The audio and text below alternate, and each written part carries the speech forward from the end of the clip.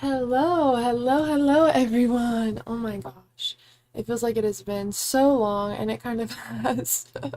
I hope you guys have had an incredible New Year's, Christmas, all of the things. I have been resting a lot, taking a nice needed break off work. I have a tendency to kind of balance resting and working at the same time, and I have a hard time like committing to taking time off and just resting and disconnecting. So that's exactly what I did. And it was so nice, and I didn't realize how much I needed it. I'm excited to talk to you guys kind of about what's been happening with me, and I would love to hear what's happening with you guys as well. I'm super tired. I woke up not too long ago. I have been going into really deep dream spaces and sleeping for a long time when I do allow myself to finally go to sleep. Um, and I've really been enjoying the energy that I have been finding in my practices and everything, and so I'm really excited to get back into things and continue with a whole new energy. I'm going to be doing things differently this year, and there's lots of things that I haven't given myself the chance to try this year that I would absolutely love to do. So that's kind of what's going on. Hello, Eric. Hello, Cypher. Very well. Good to hear. Good to hear. So, let's see. I think right before Christmas or around there was the last time that I talked to you guys.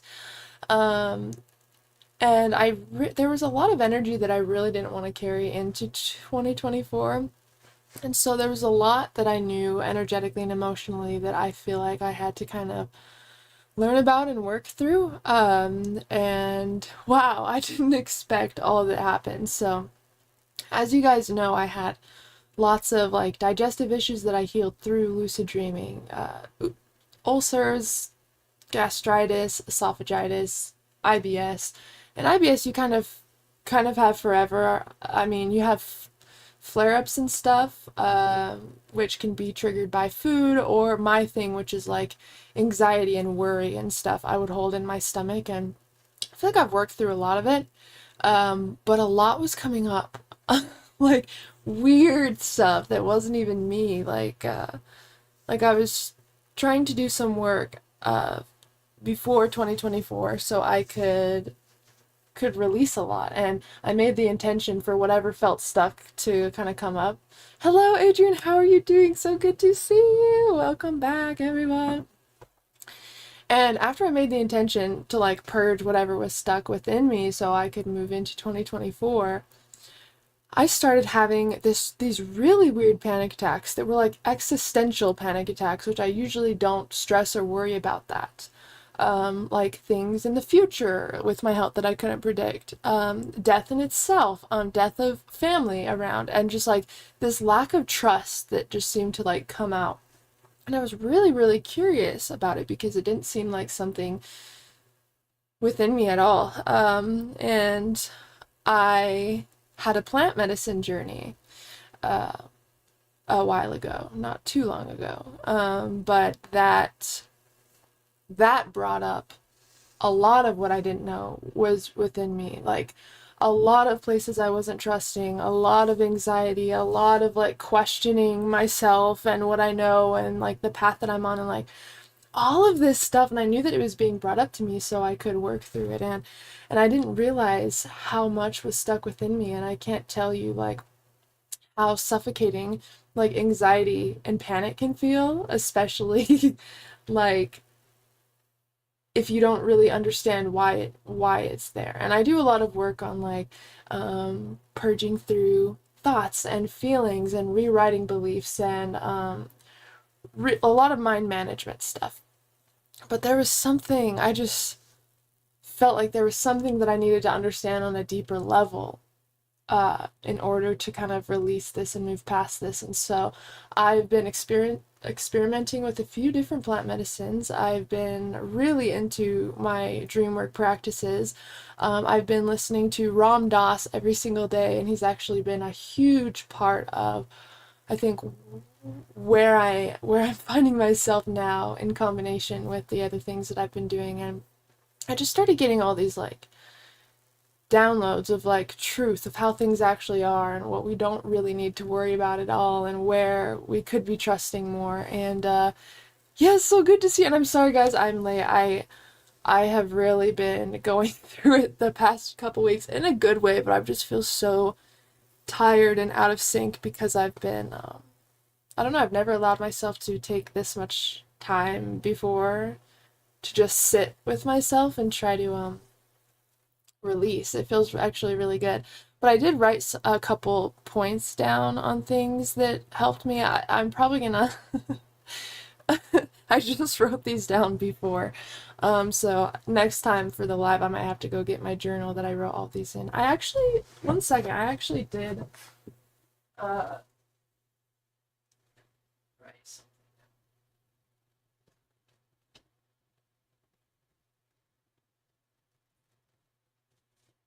All right, so I did get this Ram Dass journal, and it's called Reflections on the Journey, and I got it so I could write down all of my like spiritual insights that come through like plant medicine or meditation or breath work or dreams, you know.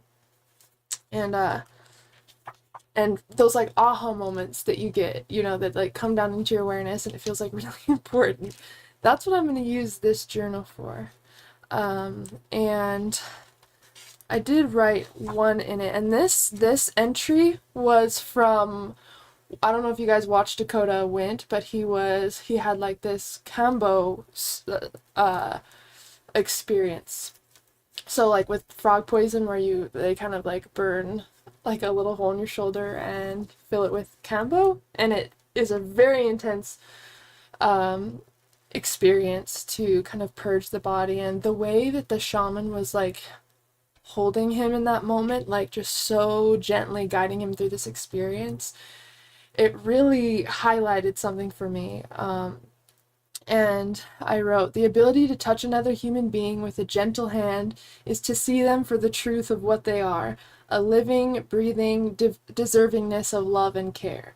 To hold space and deeply care for another human being unconditionally and wholeheartedly is the truth. A perfect soul existing as proof of life's perfection. To patiently care, love, and exist for them in moments of need as wholefully as if it was yourself, and in truth, they are you. Unconditional love is being able to see we're all made of the same stuff. How I care for you is my capacity to which I care for me. The love I have for you expresses the love that lives within me and recognizes the same love in you, which is the root of all nature and all things. Your journey is my journey in another dewdrop's reflection. Know that all love is eternal and cannot die, and all things true are born from love itself.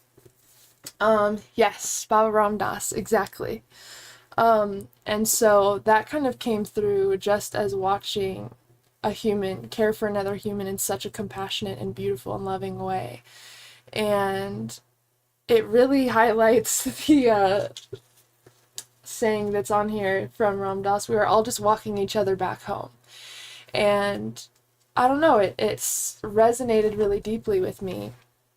And I have a couple more. Again, these are very fragmented, and I can't even tell you how many of these moments I've been having recently, but I have a couple in here that I'm going to expand on. So the first one, which I think is where I was suffering a lot, is the moment in front of you isn't bothering you. You are bothering yourself about the moment in front of you. And that really hit me because so often we'll like try to rush a moment, whether like even just taking our dog out. Maybe it's super, super cold and we're trying to rush getting back inside and we're trying to kind of rush our dog inside. And this creates resistance to the present moment because I feel like, even though it may not seem like it sometimes, wherever we are in that moment is exactly where we're supposed to be. That's where our next message is. We're so focused on trying to get somewhere that we're not. And I feel like in order to get to this new place, the message that we're looking for is in that very moment that we find ourselves in. And that actually happened the other day with Juno. I took him out and I was super, super, super freezing. And he was kind of just chilling. He would kind of stand there for a while and then walk around again and kind of stand there for a while. And yeah, I get you, Cypher. And that's kind of, I think that's why this kind of came up for me, because I was like super cold, super freezing, and people were moving from the apartments, and it was like later at night, so people were moving tons of couches and stuff, and I was like trying to get Juno to hurry so we could get out of their way. But it seems like the more that I kind of resisted and tried to hurry him up, the more chaotic things got, because all of a sudden he started going super crazy. He was like wrapping his leash around me, completely blocking the doorway as well, where they were trying to carry like the couch out and stuff, and it was like so embarrassing. I felt so embarrassed in that moment, because they probably thought like I have no idea how to control this dog, because that one moment of me trying to rush to get back inside completely threw off like what was going on. And I think that really energetically says a lot about every moment that we find ourselves in. And when I got back in, I think I told myself the ways that I could have leaned into the moment and things that I could have done to prevent the resistance that happened. And I think that's where the work is just becoming aware of how you could have done things, or how you could have handled things inside, and then try to put that into practice next time. Eventually, the seeing is the doing. I really believe that the awareness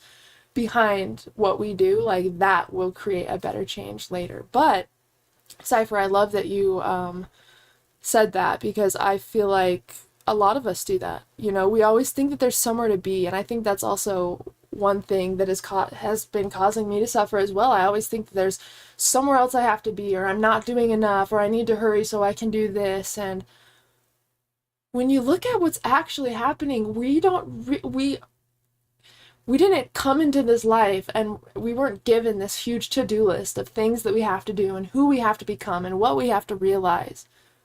We are just here. And it kind of leads into this other point that I have, like, about trusting the experiences as we come in contact with them.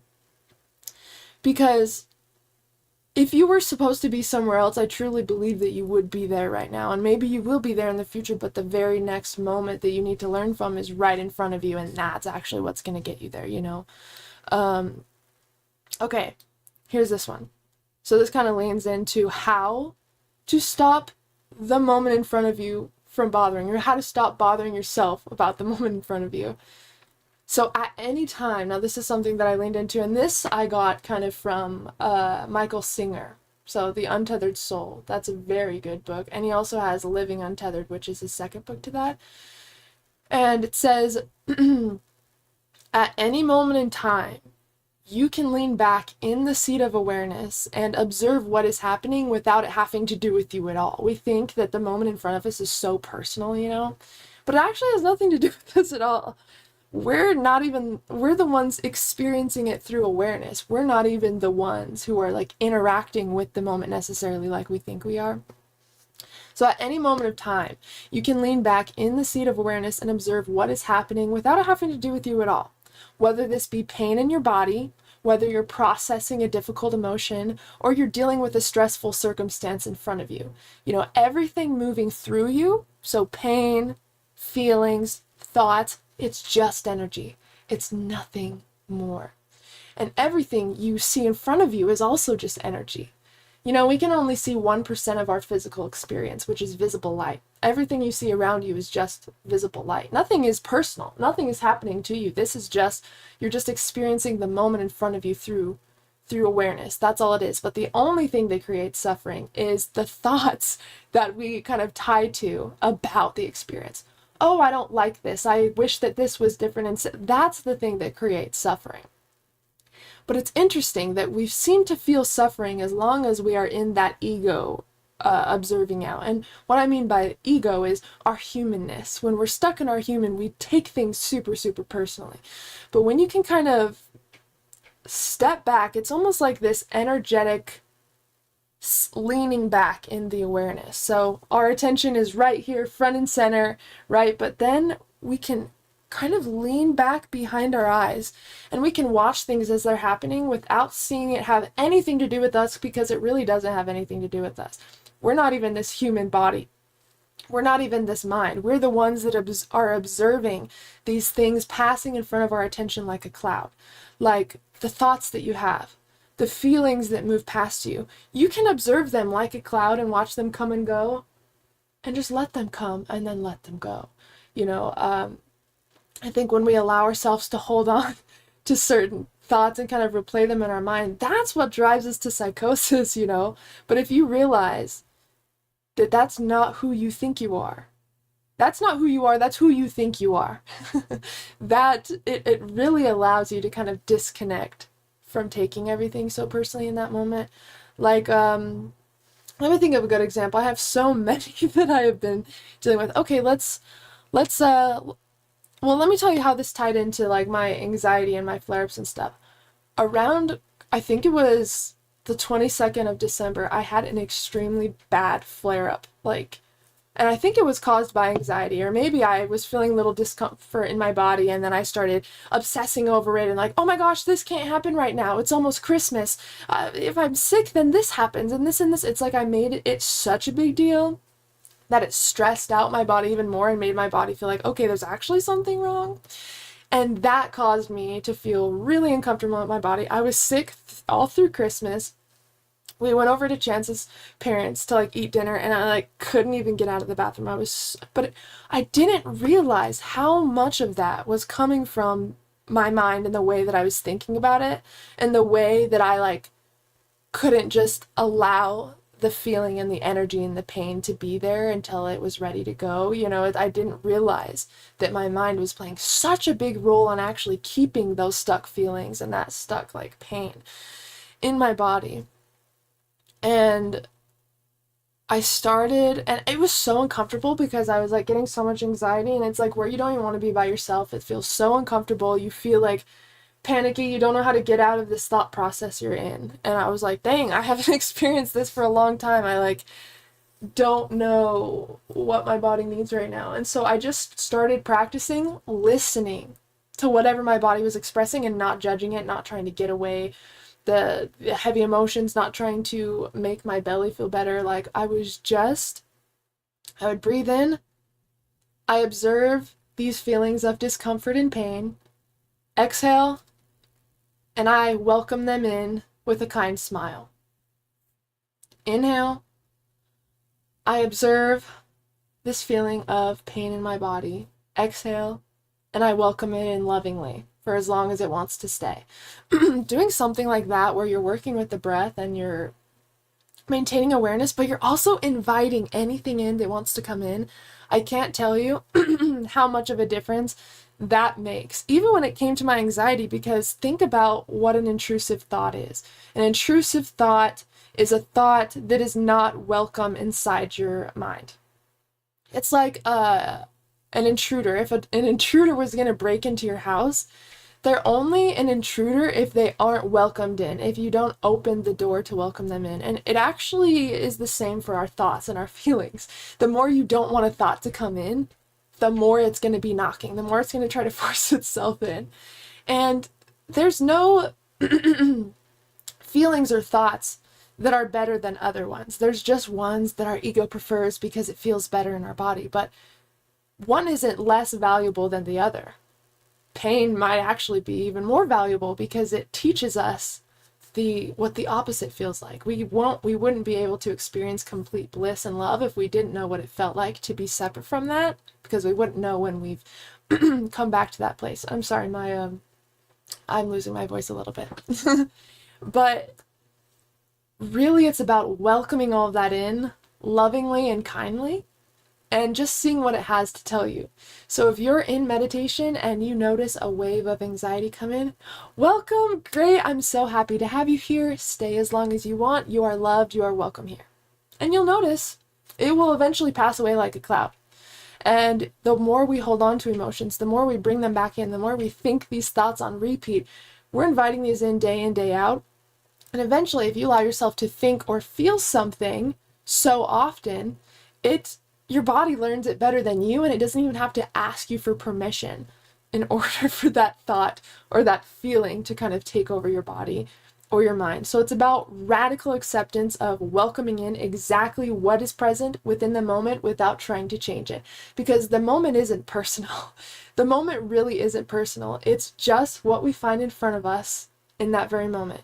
And I don't know if you guys have ever, it's kind of like, I guess like ego dissolution, kind of like that's kind of what I was experiencing in my anxiety. It was like, I would just be like out eating dinner with someone or like a family or something, chances family, whatever it is, and everything's fine, but all of a sudden and think of your mind kind of like a bully. It's not necessarily like what it's saying is true. It's seeing what you're willing to sit with and accept. So it's going to give you tons of polarizing information. It's going to be judging the moment in a billion different ways, but it's up to you which one you allow your emotion to get attached to, right? But there would be this moment where I'm just sitting, everything's fine, and then I would like kind of look, it's like I would almost disconnect from my body. And it's so weird. I don't know if you guys have experience with this, with like your panic attacks or something, but you feel like you're not even in the moment. You feel almost like you're dreaming. Like all of a sudden you just hear tons of talking around you, people existing, but you feel like you're totally disconnected. And I didn't really know what that was, but apparently it's like ego dissolution or something. That's kind of what I looked up. But the same thing can happen when becoming aware. Not in the same exact way, but you can disconnect from the moment in a way where it's not necessarily affecting your state of mind or how you feel. You step back and it's almost like you go back to the eyes of the soul, the awareness of who you are, the soul. So you step out from the body and you're just using your eyes to observe the experience without any judgment at all. And I've started to do that, and it started to help me realize, wow, what an interesting experience right now, that we have no idea how we got here on this beautiful, incredible planet. I was given this body to borrow for a temporary amount of time, and we're all just these little souls floating around this earth, having our own individual experiences. We came here to forget who we truly are so we could go on the journey of discovering who we really are again.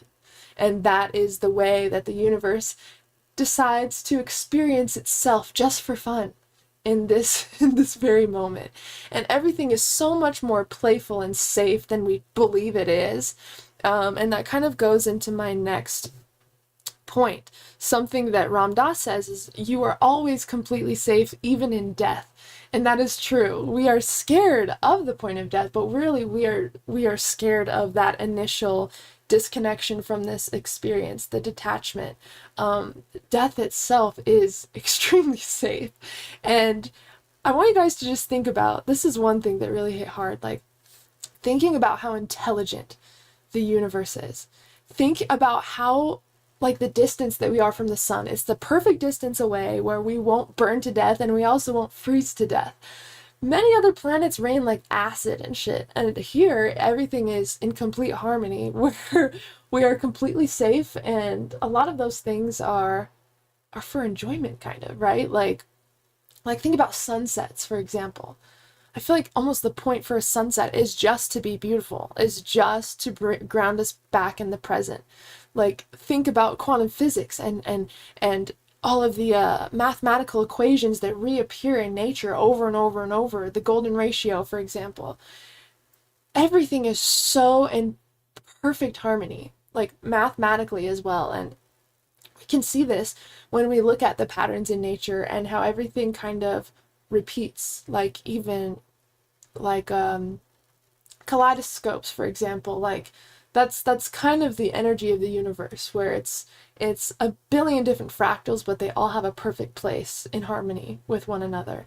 And even us, look, like if you put a line down our body, it's literally symmetrical. It's literally like we're reflecting half of our body to the other. That is also in perfect harmony and alignment with everything that we see around us. The universe knows what it's doing way beyond what we could ever imagine and perceive. And I mean, look at everything, not even just in the universe, look at just this Earth alone, this one single planet, like, and look at all of the other planets that we've found up until this point, and look at Earth. Look how special Earth is. Imagine like searching and searching and searching through all of these different planets for who knows how long, and then eventually you come across Earth. You would be mind blown. Like the wonders of the world that are present on Earth, all of the different species, and everything is just so incredible. The tiniest, tiniest little lives have like the biggest impact on Earth. Everything is so, like, if you really pay attention and you are looking at the world with a magnifying glass, you would realize how incredibly perfect everything is. Like, and all of our basic needs and essential needs and above that are taken care of just from Earth alone. Like everything on Earth has some sort of nutritional value to it, or like trees. Trees need us as much as we need them. We are in complete harmony with this. Naturally, we're in complete harmony with this Earth, this experience that we're having. Think about like dreams that we have, passions, like orgasms. Like where is this energy coming from? Tapping into flow, like who's giving us this? Where are these feelings coming from? Where are these insights coming from? But also we can travel into other like realms of consciousness and explore other versions of ourselves. We're constantly getting more information and insights about who we are, this experience. And even think about like magic mushrooms, for example, or the plant medicines that are found all around the earth. This was also divinely planted so we could, in turn, remember who we are even more, like from the earth itself. It's like, if you realize how intentional everything was placed, like everything truly is perfect. You don't even have to remind yourself to breathe. You don't even have to remind yourself to wake up in the morning. You are so divinely cared for, way beyond what your mind could ever perceive. Like, we will never be able to understand this level of brilliance with the human mind. We were all brought here for a reason, and you don't have to try to find out that reason, because you know what that reason is? Enjoying the human experience and just experiencing what it's like to be on Earth. I truly believe that that is our mission. Like, that is what we're supposed to do. It doesn't have to be complicated. Like, you have already done enough to be worthy. You being born is enough to be worthy. The universe wouldn't make that type of mistake. I mean, look at the chances that you're even born at all. I can't even remember how many, like, trillions in a whatever the chances that you're here, but you've already done what you were supposed to do, and that is be here, experience what this experience is like. And we know that everything all is reduced down to one point. And so think about how interesting it is that the universe itself chooses to playfully create trillions of fractals of itself throughout all of these years to experience itself in a million different perceptions. I think that is super cool. And even like scientific research when it comes to like quantum physics and the universe already knows truth, what it is, but it's choosing to take on different perceptions and paths to rediscover itself for the sake of it.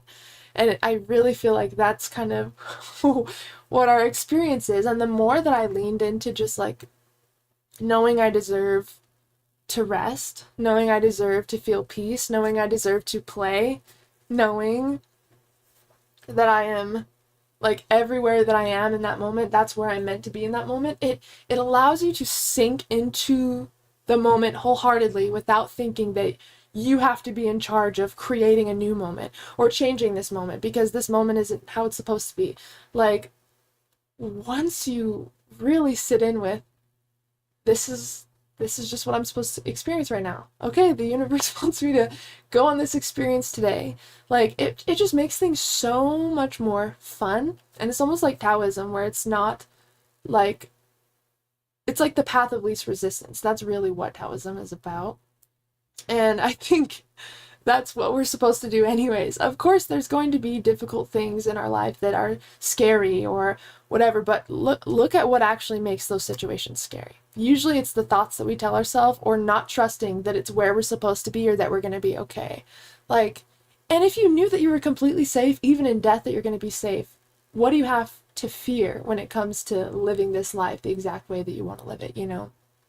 And I don't know, I've just been like leaning into the playful side of how I can live and do things. And if there's anything that seems super heavy, super scary, super whatever, ask yourself what other perceptions are possible with that thing. Because I promise you that your subconscious mind, the thoughts that you're having, like, they're only there because that's the only information that our brain has in the moment about that thing.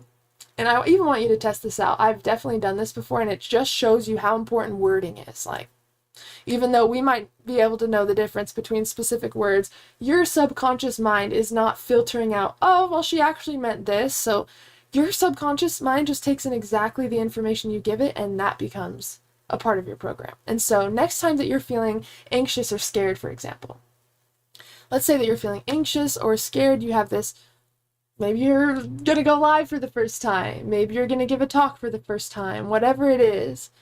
When you feel that energy in your body, just know that it's energy. And your brain also can't tell the difference between fear and excitement because they're so closely linked. They are really very close to each other. So next time you feel fear, tell yourself you actually feel excited, and give yourself a reason why you feel excited. And I promise you, you will start to actually feel that excitement, and it will start to align with the feeling of excitement in your body. But it's very interesting. If you ever feel scared or anxious or that you can't do something, just pretend, just say that you're excited and give yourself at least one reason why, and it will actually shift how you're feeling energetically. What we don't realize is we have so much power. Like, we have so much power to feel the way we want to feel and to think the way that we want to think, but our brain is like a dog that needs to be trained. You've lived your entire life absorbing all of everyone else's thoughts and worries and ideas. Like, that's how you were taught to be somebody when you were younger, is everyone else who thinks they've found out how we're supposed to be or who they're now teaching you how to be somebody. But is that somebody who you actually are? I think we actually become somebody when we learn to become nobody, because in becoming nobody, you learn who you actually are, what is truth, and what you were just taught, you know? And I think leaning into this safety has really, really, really helped me. You know, it's cool. Ever since I started doing this work, ever since I started really allowing my thoughts and my feelings to speak to me, allowing them to be there as long as they want, even if it's a fucking flare up, even if it's whatever it is, you know, learning to love it for exactly what it is, even if it's not something that my ego would have chosen. Like, being able to experience the moment that's in front of you without trying to force it to be something else. I haven't had a panic attack one time since, and I know it's only the 8th of 2024, but I haven't had a panic attack, and I also haven't had any, like, flare up or, like, discomfort in my body. And I feel like it's because I've kind of welcomed in so long what I was resisting, and it didn't need to stay as long as I thought it was. And that's what's interesting about emotion. We are scared to feel it because we don't want to be stuck in that place. But little do we know what keeps us stuck in that place is not letting that emotion or that thought have some airtime, so you know it's not like not allowing yourself to think it and feel it is going to make it go away. It's already in there. It's showing you what's already there. And that's what I realized with that anxiety and with that existential dread for some reason. You know, like, that didn't feel like me. But I had to sit with it anyways, and it was very uncomfortable. But I can't tell you how interesting thoughts and emotions are, because something can feel so heavy, like, oh my god, it's going to take me years to work through this, or oh my gosh, like, we make such a big deal about how we see certain situations or how we think or how we feel, that that feeling in our body, it's creating a sense of survival. Like our body doesn't know why we're holding on to something so tightly, and I can't tell you the relief you feel just by switching your way of looking at things. Like, and however you decide to look at things, that will become the truth that shows up in your life. So it's helpful and beautiful and interesting to know that what we experience in our own personal journey is true to us, because our subconscious mind is determined to help us experience life the exact way we perceive it to be. But we can change how we perceive things to be, which means we can change how we feel, how we think, and how we live. And in turn, that will change all of the things that we're able to accomplish, because now we feel safe in doing any of those things. I promise you, the biggest thing that you have to fear in this life is believing that your ego is you, because your ego, that's where all those heavy feelings are. That's where those thoughts lie. That's where those thoughts lie. That's where that resistance comes from, is in that human. But you're not a human. This is your vehicle. This is literally your vehicle to help you stay grounded in this human experience so you can get through this little quest on Earth. And there's no reason to be scared of what's after, because Dakota also said this. People were asking like, oh, what do you think of the afterlife? And he said, well, this is the afterlife, because it's the afterlife of where we were before. And I was like, oh, okay, interesting. So we'll be scared of the afterlife as much as we're scared of this experience. And we realize that this experience isn't necessarily scary, it's how we perceive it. And that's how our next experience will also be. That's how every experience will be. And I truly believe that this amnesia experience that we're having, we kind of designed it this way. Like, I don't know if you guys saw the movie Soul, but I loved that movie. I think it's a Pixar movie. But, like, everyone chooses, like, before they go down to Earth, everyone kind of chooses the kind of experience that they want to have, like, who their families are going to be, what issues they have that they're going to work through, what they're meant to do, like, what their passion is. And that's why when you feel something like, oh, yes, I love this, or I'm passionate about this, or, ooh, it's your soul saying, oh, I remember this. I remember this. And so that's what's going to help us be led to our truth, is following that feeling, following that light, that energy that you notice comes out of you when you write a song, or when you create a painting, or when you give a talk. You will know what you're meant to do based on how it feels in your body. And you will also know what isn't for you based on how it feels in your body. But I believe that we chose to forget who we are so we could go on the journey of rediscovering who we truly are. And making friends with who we think we are. I think that's also what this is about. And keep in mind, like, because this isn't you, this body, you're not going to have this body forever. This version of you that you think is who you truly are. We are borrowing this human. And so I think it really also gives you more, like, love and respect and grace for the experience we're having, because you're really just the consciousness behind this object. You're really just watching this experience on a TV screen, but it feels pretty VR. I get it. It feels pretty like we're in control. And I think it's this balance of, we have this individual free will in our experience, but all the free will and everything that was designed to take place here, that was already designed. And so there's this sense of, like, choosing how you want to think and feel and live, but also knowing that whatever you choose, it was also meant to be that way. And whether that is the truth, or whether that is just what creates that peace and safety, I think truth is grounded in that safety. And so I think that you are safe to know that you're right exactly where you're supposed to be. And the more that you see everything as kind of purposeful in its own way, but it's not in a way where you have to figure it out, I think it just, I don't know, it makes everything feel so different. It almost, seeing this way, like learning to perceive and think this way, almost makes me feel like I'm dreaming all the time. And it's weird. I clearly feel like we're meant to think and feel and perceive this way and to release and relax, because as I've been doing that, I've been dreaming like crazy. And I don't know, you can tell when you're being guided somewhere based on how it feels. And I can't tell you how much relief I've been feeling sitting into these truths, you know? And I've been just, oh my gosh. I've bought like 10 books since I've seen you guys last. I got Michael Singer's new book, and then I got every single Ram Dass book I could find.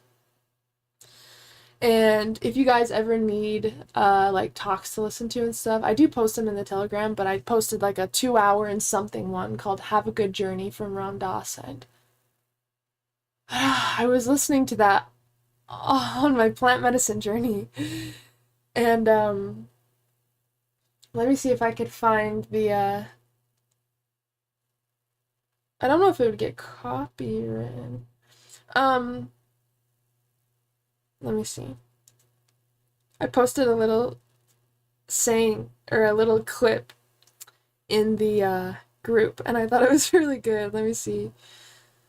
Someone was just asking Ram Dass, like, if we can choose our family, or like if we kind of choose what happens here. Okay, I'm gonna try to play it. Life script and our parents and all that. The question is, which we are you talking about? Who you think you are didn't. Who you are did. Who you are picked who you think you are. When you awaken from who you think you are, then you will know who chose. The only person...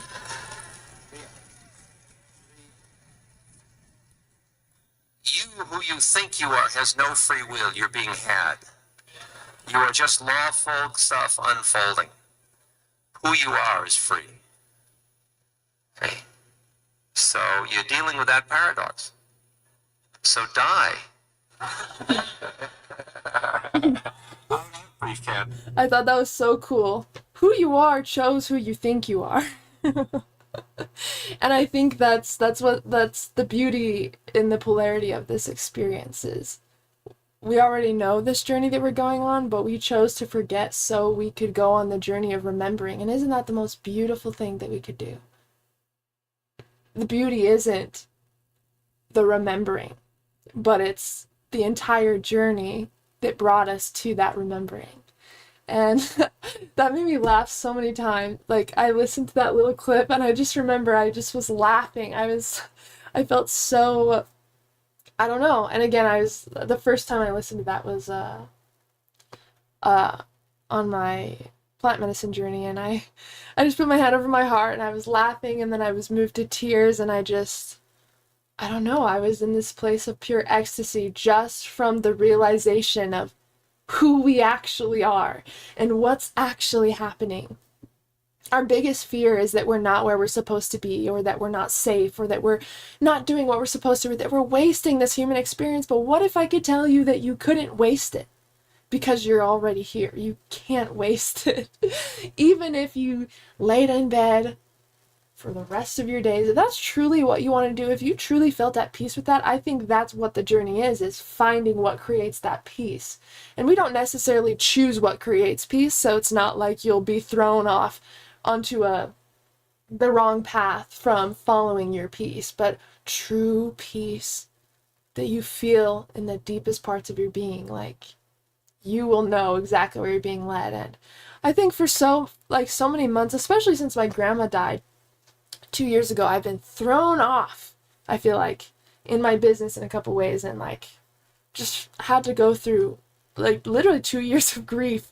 And I feel like I'm coming out of it now, but I'm like rediscovering who I am and how I'm supposed to show up. And again, it's not really something I even have to figure out. So that's also the paradox, is my ego's still trying to figure out how to do that. But I don't have to figure out how. The answers, the clearest answers come to us when we are the quietest. And this is where we're all supposed to be all the time anyways. So there's nothing that I have to try to do, and I want to invite you to truly lean into that as well. That where you are right now is exactly where you're supposed to be. And where you are right now is exactly where your next message is supposed to be. So don't focus so much on trying to get to the next place, trying to get to the next thing, trying to feel differently. Just notice the experience, the moment of what's happening in front of you and what it's inviting you to realize. Because for me, when I started having all those like flare-ups and stuff, I'm not even kidding, I was sick for like, I couldn't eat for 5 days. I was getting nervous because like I couldn't eat anything, I couldn't hold any water down or anything, so I'd take like a tiniest bite of like a saltine cracker, and that would be like my sustenance for the day. And I was like, is my body just this messed up, or am I just this anxious? And I really didn't realize how much I haven't worked through. But I didn't realize how much my mind was creating suffering by trying to resist the current moment as it was. Whether it was a painful emotion, whether it was physical pain in my body, whether it was, me trying to rush getting back in the house because it's cold outside. Like, whatever it is, resistance is what creates our suffering. If you were able to lean back in the experience and know, like, well, since this is exactly where I'm supposed to be, I better lean into it and see what's here, and I think even cold therapy, like cold exposure therapy, is a really good example of this, because our instinct is to resist the cold. Our instinct is to fight the cold and to clench up our body and to close ourselves off. But it's not until we make friends with the cold and we invite the cold in that we realize the beauty that the cold has to offer. Like, we definitely don't want to be sitting in the cold. We literally say, oh, I can't think, I can't relax, I can't. But there's this inner thing you can do, just like we talked about, where you can breathe, you can soften your heart space, and you can almost lean back into the seat of awareness. And now the cold isn't personal. It just feels like a sensation to the body. And that's all that it is. And once you can switch your perception to seeing, oh, this is cold, I hate this cold, oh my gosh, is this too much, oh my gosh, it's like, none of those thoughts are existing in the moment. All that's happening in the moment is you're in water. Like, that's it. If you actually look at the moment of what's happening, all of that extra is like not even real. We're making it real by emotionalizing with it and holding on to it. But if you can take a nice deep breath, lean back, you start to enjoy the cold. It's very interesting. You say you didn't like the cold. You say that it was you couldn't relax into it, and you couldn't relax your body into it, but you just did, and you realize, oh, wow, okay, this is kind of refreshing, And then you get out of the shower, and the cold acts as like a natural caffeine boost. You feel good. And that shows us that when we can lean into the moments, when we can lean into discomfort and see it as energy, we find comfort in the discomfort. And if you're comfortable in discomfort, what is going to stop you doing anything that you want to do in your life? That's the only thing that stops us, is how we perceive what's going on in front of us and through us. But if you can lean into that and know it has no threat on who you actually are at all, we find the comfort in that. And if you guys have heard of yes theory, their whole thing is seek discomfort, because where we can seek discomfort is where we get the most beauty out of life, and that brings us to the next level. Because if some sort of discomfort was stopping you from even taking the next step in your business or your creative journey or whatever, if your main goal was just to practice seeking discomfort and getting comfortable with the uncomfortable, and that became your goal, you're inviting that in so wholly that it's really not going to be as painful as your mind made it out to be. And like, even with Hawaii, like, I have always been kind of scared of like deep water, only because I've drowned like a million times in my life, and I was around a lot of adults when I was younger that wouldn't listen to me when I said I can't swim and would just shove me in like 12-foot deep water. I've had a lot of trauma around water and not being able to trust people around water when I was little. And so that is something that I've had to lean into and look at, well, how can I trust in this exact area that I think I can't? And the universe really had a beautiful way of showing it. I went to Hawaii, as you guys know, and I got the opportunity to go snorkeling. And I was terrified because I've never done anything like that before, and I've hardly gotten to the ocean before because I don't live near the ocean yet. I'm losing my voice, so I'm sorry. But I just decided when something is being presented to me, that is my opportunity to lean in and say yes. If you don't want to go out and seek all this discomfort, you don't have to, but say yes to the moments that are presented to you, because that's your opportunity without even having to necessarily leave your comfort zone to go search for something. You just have to say yes and follow the lead. So they asked if we wanted to go snorkeling, and I said, I'm a little scared, but yeah, I'll do it. Because you reach a point in your life where you regret saying no to opportunities that you know could have been meant for you, but the feeling of discomfort was just too strong. I don't want to look at my life at the end and realize all the different places I could have said yes, and it would have allowed me to lean even more into what this experience had to offer. And so, as scary as it is, even when I started my business, when people had asked to do interviews on their podcast, of course I was scared shitless, but I was like, yeah, I'll do it. And then I just deal with the fear then. I say yes, and then I just walk with the fear until then. You don't have to let the fear of discomfort stop you.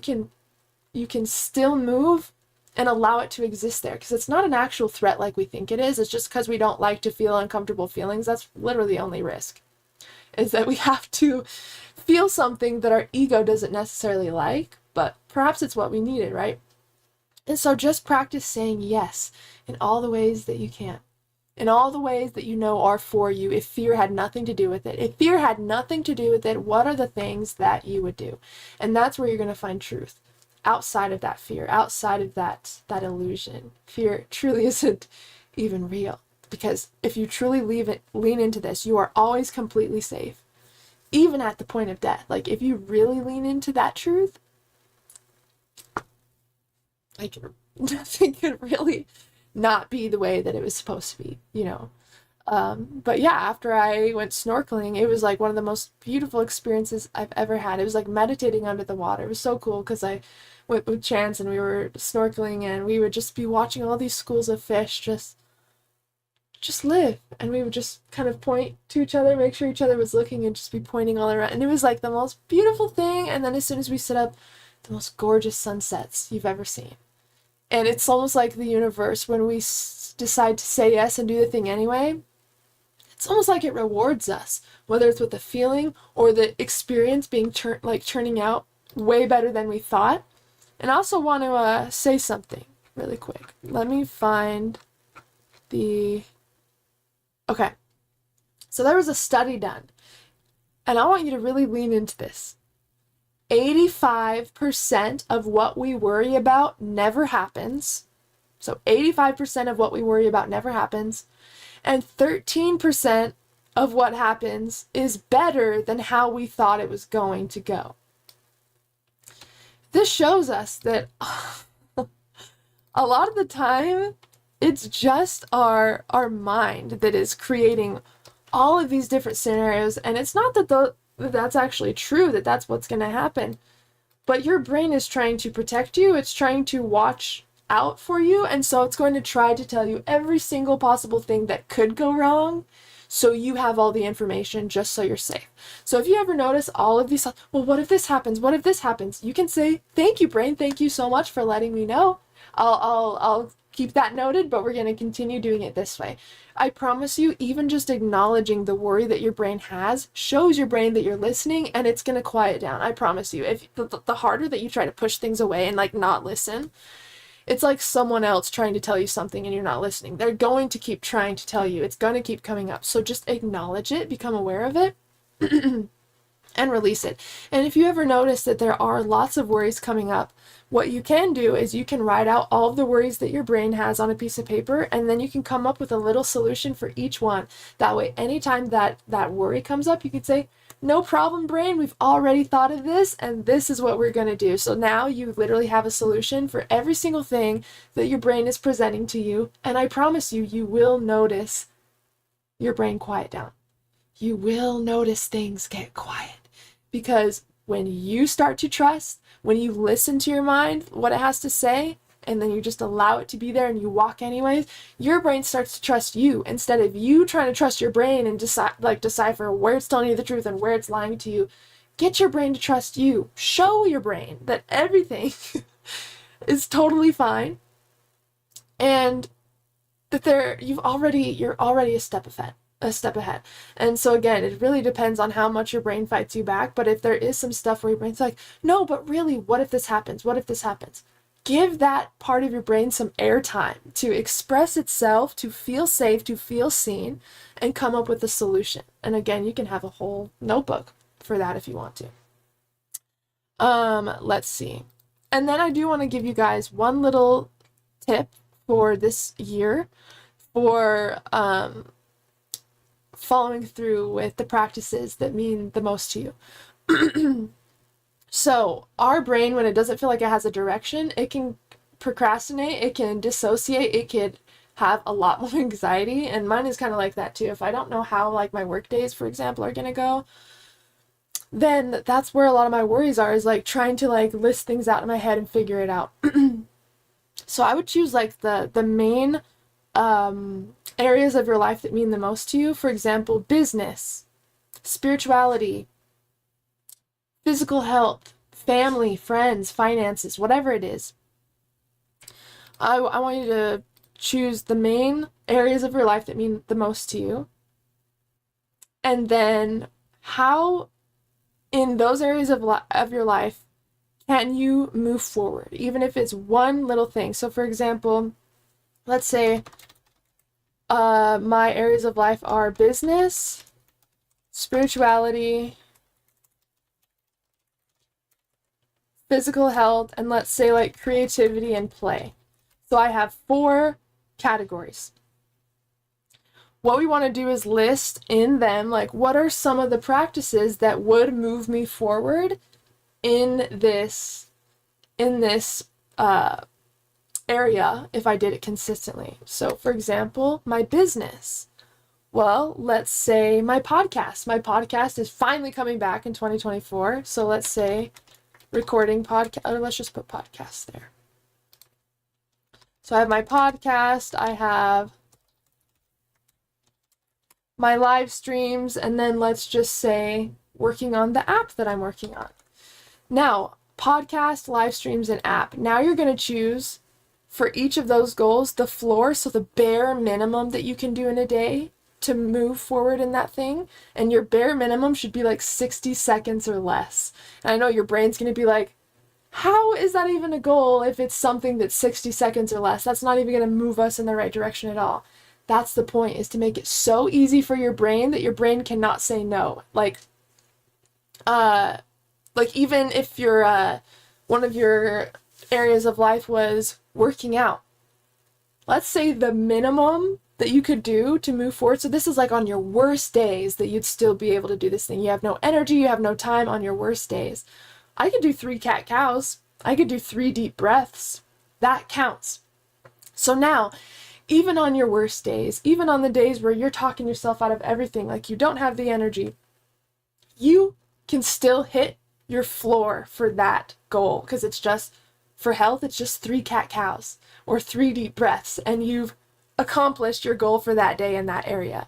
Now that's the floor. The ceiling is like, what's the most I could do for this goal? Where if I had the most energy, the most time, I was feeling the best, what would that look like if I was accomplishing like the most for that goal? So maybe it's I write out my next 3 podcasts. Maybe that's the ceiling for my podcast goal in my business area.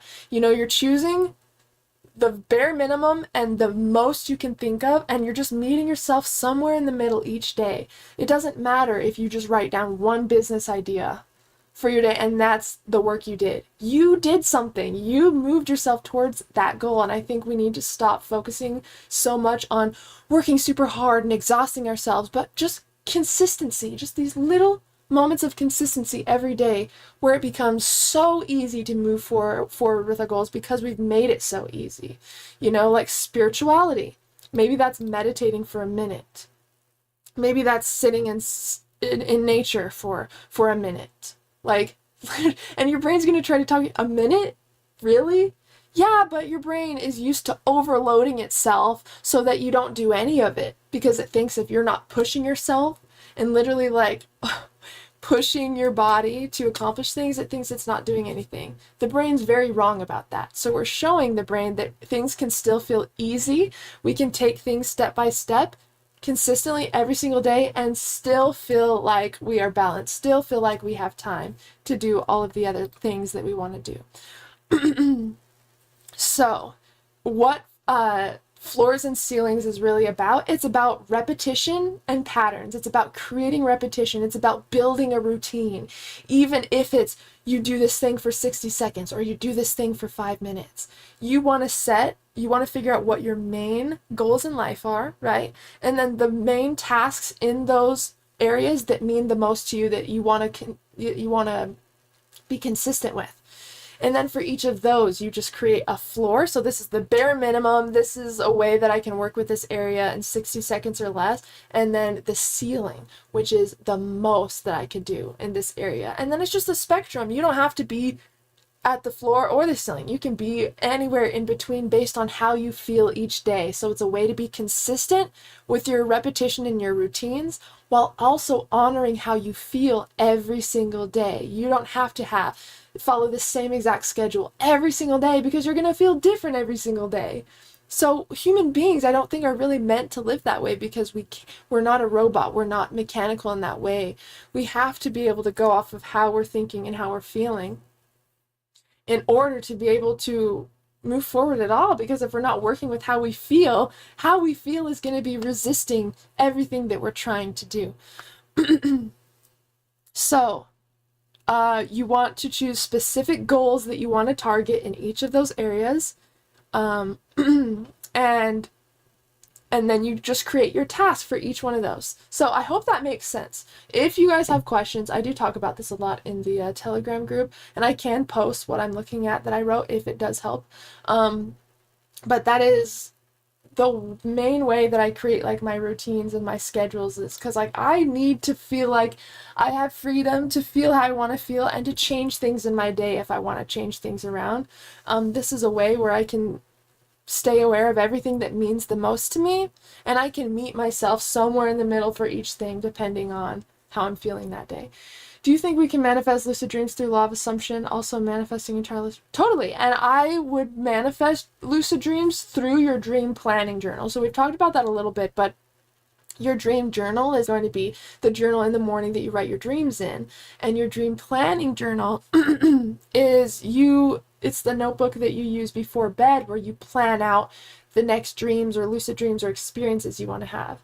And then you kind of combine it with mild, where you read through it a few times and you play it in your head as if it has already happened. And it totally is a manifestation technique. It's technically called dream incubation, which really is dream manifestation. Dream incubation is just creating a specific dream or intending to have a specific type of dream. So yeah, you can absolutely do that. Totally. Be here now is one of my favorite phrases. Just being here in the present feels like home. Absolutely, Clever Fox. I love that you said that, because that's really what this is about. And not be here now. Like, be here now is really that awareness behind your closed eyes. Not even your closed eyes. I'm so used to saying that because of the stuff we talk about with dreams, but being here now is being able to step out of this human, this ego that sees the world in a specific way. And it's almost like you step back, so now you're almost looking at it through a TV screen. And just really sitting in with, wow, like I'm on this floating planet on Earth in this mysterious, endless, vast universe. And this is where I am right now. Like, really sink into what's happening, not just, oh, I'm sitting in front of my computer doing this. Like, really strip the moment away of all the illusion, of all the humanness, and look at it for truly what it is.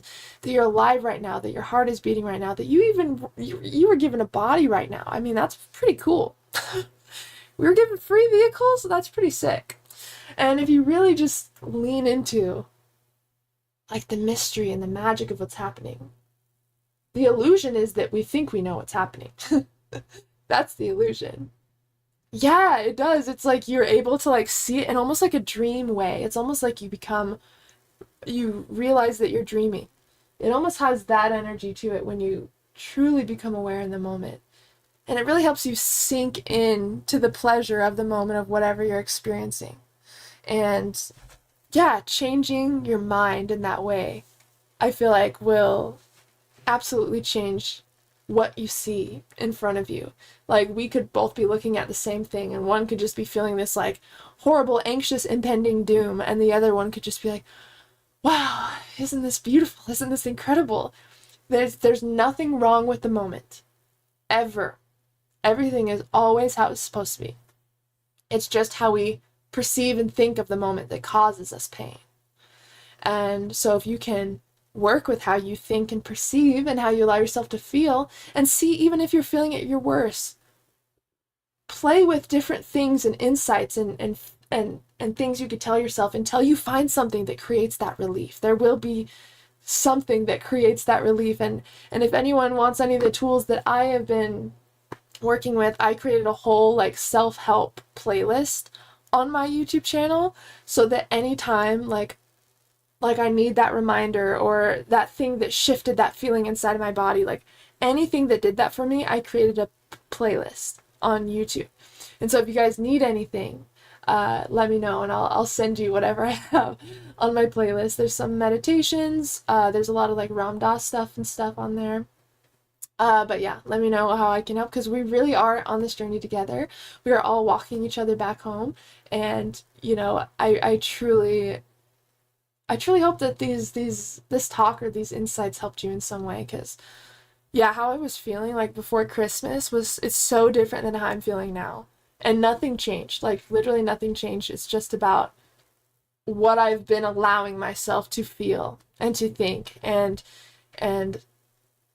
knowledge so is power, because just reading Michael Singer and Ram Dass, it's like, oh yes, of course I remember, you know. It's like we always have this information inside of us. It's just we should be searching for the things that help bring that peace and that remembrance back into the present moment. So yeah, let me know if you guys need anything or want the meditation I was talking about earlier or anything. And yeah, I would love to help you guys, but just know that you're always where you're supposed to be. I know sometimes it feels really, really uncomfortable. I know sometimes it feels really painful. Trust me, there's tons of crazy shit that's going on in the world. Like even the stuff with like my you guys know that I'm no contact with my mom as well. And even that I've been able to find peace in through these things. Like everything is leading us back to ourselves. And even if one thing changed in the past, what if that completely altered your path to where like one small thing could alter the realizations or the truth that you unravel within yourself. And so I am very grateful for the experiences that I've had with my family in this lifetime, all of the pain that it has brought me. I am truly grateful for, because I truly don't know how much I would have been able to share on this channel about my journey if I didn't experience things the way that I did. And I also think it cultivated this inner fire inside of me that allowed me to know that like we can either allow that pain to stop us, or we can use that pain to climb the highest mountain, you know, and see from a totally different view than we don't think we would have seen before. And we've been going live for an hour and 11 minutes, so the universe is saying, it said what it said, you know. But yeah, I've been really leaning into that lately, the past couple weeks, and it feels great. So yeah, I wanted to share a little bit about kind of what's kind of helped me shift that. But yeah, I really think you would like John, but I really... Oh, okay. Oh, cool. Yeah, I haven't heard of him. I'll look him up. I'll write his name down. Thank you. Thank you. But yeah, guys, I'm loaded on like talks and different stuff from Ram Dass and Michael Singer and all of that. So I'm telling you guys, let me know if there's a topic you're looking at. Hey Haley, do you have anything on fear or the present moment or consciousness, whatever? I could probably find something in my list of all my stuff and find something that may help you, because I truly believe something that is shifting me is meant to also shift someone else out there watching. And so we truly are all on this journey together. And it's so good to see you guys again. It's so good to be back. I love you guys so much. I'm going to be releasing more now that we are in the new year. Now that I am back, it will take me a little bit to just like adjust because I've been really tired and I've been preparing to move and getting rid of tons of stuff, and I'm going to be starting my podcast up again, and I'm getting ahead on my second channel for Sleep Track, so I don't even have to worry about that, and I could just focus on everything that I have set for this year. So I'm so excited to be back. I love you guys. I hope that this was helpful in some way. You speak a lot the way I think well, hey, well, I guess we're definitely supposed to be connected. I love that. You guys are so amazing. I love you so much. Thank you guys so much for joining me and for being here with me today. Thank you so much, Eric. That is all of my resources. So if you are looking for my second channel, if you're looking for the Telegram community chat, if you're looking for Peak Audio, I am now uploading content onto the app. And by the way, I did hear from Lewis again, guys. I know that some of you wanted to buy the meditation for dreamwork challenge. After the challenge ended, they are working on making it public for everyone, so anyone could purchase it now. It was available to purchase while the challenge was happening. Now that the challenge is over, it's going to soon appear as a regular course that you guys can either purchase on its own, or if you guys subscribe to me on the app, you get everything that I upload on there. So I will also be creating new stuff for Peak soon. I'm going to be creating a 14-day lucid dreaming challenge. So I'm super excited. It's going to be twice the length of this last challenge we just did. And I am so stoked. So yeah, if you guys need anything at all, that link that Eric posted will have everything. And my website is almost done, so we'll be moving everything over there soon, but I'll keep you guys updated as we move forward with everything. Thank you, Eric, so much. Thanks everyone for joining. I love you so much, more than anything, and I will see you this upcoming Monday. And as always, I'm sending you endless love and endless lucidity. Let me read Clever's comment really fast. I wanted to ask you if you have any tips for programming your mind to dream something specific. So I would focus on the dream incubation topic, because that's kind of how we can choose exactly kind of what we want to dream about and work with it. I'll try to find, I don't know if you're in the Telegram group, Clever, but I'll try, if you are in there, I'll try to find those videos. I have a few of them and post them in there. But let's maybe talk about this this upcoming Monday. And I can kind of walk you guys through my favorite dream incubation techniques. But in the meantime, I'll try to find those videos and I'll post them in the Telegram. I love you guys. I will see you next Monday. All right. Have an incredible night, guys. Bye.